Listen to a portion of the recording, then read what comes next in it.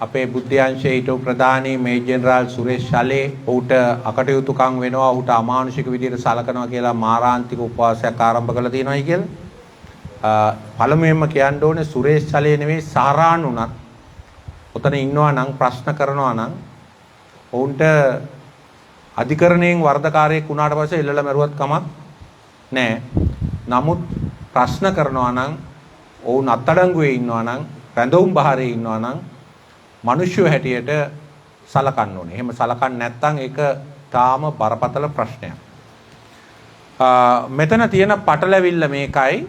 මමත් ඇත්තට මේ පටලැවිල්ලේ සෑහෙන කාලයක් හිටියා.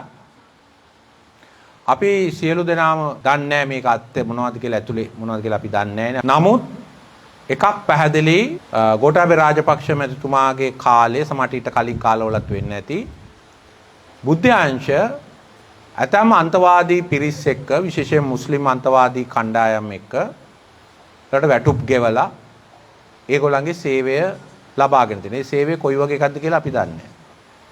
LTT එකේ සම්බන්ධනුත් එහෙමයි.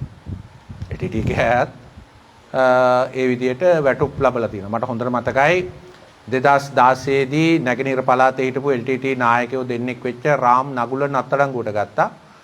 ඒ අය අත්අඩංගුවට ගත්තාම බැලුවම ඒකට පඩි ගෙවලා තියෙනවා ආණ්ඩුවේ. හරි. ඒතර ඒ වගේ වෙනවා. ඉතින් ඒවා සමහර විට බුද්ධ්‍යංශවල ඒ වැඩ වෙන්නේ නැති නේද? ඒ කියන්නේ ඒ අභ්‍යන්තරයේ තොරතුරු ගන්න, ඒගොල්ලන්ගේ මොනවද වෙන්නේ කියලා දැනගන්න නේද?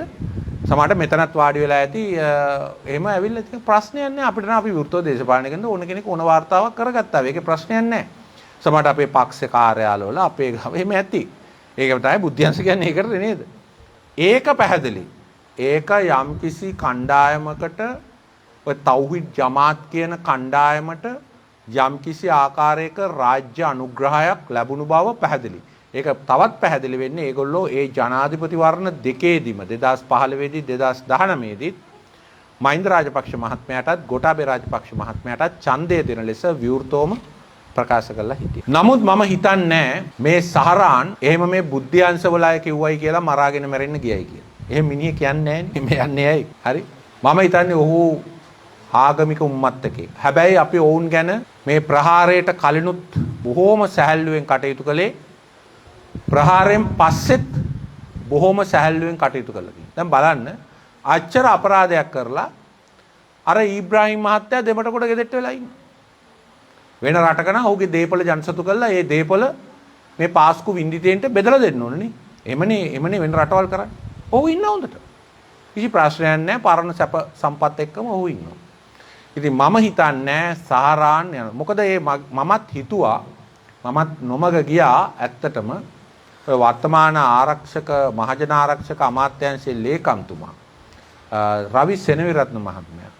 එතුමා අපේ ආරක්ෂක මණ්ඩල රැස්වීමකදී කිව්වා ඒ කාලේ මේක ISIS වැඩක් නෙවෙයි කියලා. ඒකට අපි හැමෝටම සැකයක් එනවා මහමොල කරු කියන එක ආවේ ඊට පස්සේ.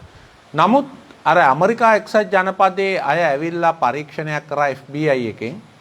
ඒක බැලුවම පේනවා මේක පැහැදිලි අන්තවාදීන්ගේ වැඩක් මිසක් මේ ඇතුලේ වැඩක් නෙවෙයි. හැබැයි ඇතුලේ ඉන්න ඔක්කොමලා ඔය ඔක්කොම කට්ටිය ගැන දැනන් හිටපු බව පැහැදිලි. ඔතන ඉන්න නොදැන හිටපු කවුරුවත් නැහැ. හැම කෙනා ගැනම පොලිසියේ බුද්ධ්‍යංශවල දැනුමක් ඇතුව තමයි උනේ. ඉතින් මේක දේශපාලන වශයෙන් දැන් ඡන්ද කීපයක යොදාගත්තා. 2019 ඡන්දෙදි යොදාගත්තා, 24 ඡන්දෙදි යොදාගත්තා.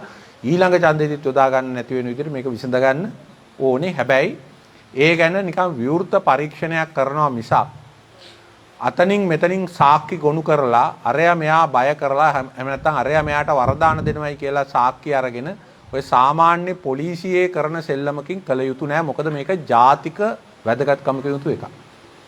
දැන් යම්කිසි අපරාධයක් යම්කිසි පුජ්‍යලයක් කරනවා නම් ඒක වෙනත් කෙනෙක් පිට පටවන්න තවත් කෙනෙක්ගේ සාක්ෂියක් බලෙන් ගන්න පුළුවන් නේ.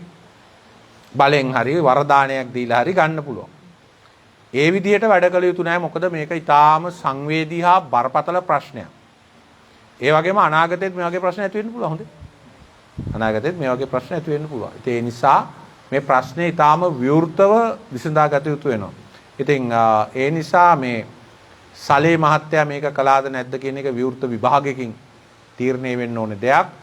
හැබැයි ඔහුව නිර්වත් කළා පොඩි කාමරයක දාලා මීයෝ කැරපොත්තන්ට කන්න දයිලා එහෙම කරලා තියෙනවා නම් බත් විතරයි රාබුත් එක්ක එහෙම කන්න දුන්නයි කියලා එහෙම චෝදනා කරන මන් දන්නේ ඒව ඇත්ත නැත්ත. එහෙම කළා තියෙනවා නම් ඒක ඊටාම තිරස්චීන දෙයක්. අනිත් පැත්තෙන් රටේ අධිකරණ වෛද්‍ය නිලධාරියා කියනවා නම් එහෙම කරලා තියෙනවායි කියලා ඒක අපි පිළිගන්න ඕනේ. වෙන ඔතොරිටි එකක් නැහැ නේ. අපිට කියන්න බෑනේ ඒක බොරුවක් කියලා. ඒ බොරුවක් නම් එහෙනම් ඉතින් ඔය අධිකරණ වෛද්‍ය නිලධාරිය දුරේ වැඩක් නැහැ. ඉතින් ඒක නිසා මේ මං හිතන්නේ මේ සම්බන්ධයෙන් අපි විවෘතව කටයුතු කළ යුතුයි. අපේ ආණ්ඩු ඔය LTT ඔය සහරාන්ලා වගේ කණ්ඩායම් වලට එක්වල ඇතම් සමාජිකයන් එක්ක ගනුදෙනු කළා, පඩි ගෙව්වා, නඩත්තු කළා. ඒක බොරුවක් නෙවෙයි. හැබැයි මම හිතන්නේ එහෙම කරලා මේ පල්ලි වලට ගහන්න මෙහෙවන්න තරම් දෙයක් වුන් කළා කියලා. ඇත්තටම බොහෝ විට වෙන්න ඉඩ තියෙන්නේ සහරාන්ලාව පාවිච්චි කරන්න හිතන් ඉන්නේ නැති බුද්ධ්‍යංශ පාවිච්චි කරන්න හිතන් ඉන්නේ නැති සහරාන්ලා අවසාන වශයෙන් ජයග්‍රහණය කළේ සහරාන්ලා. ඔව්.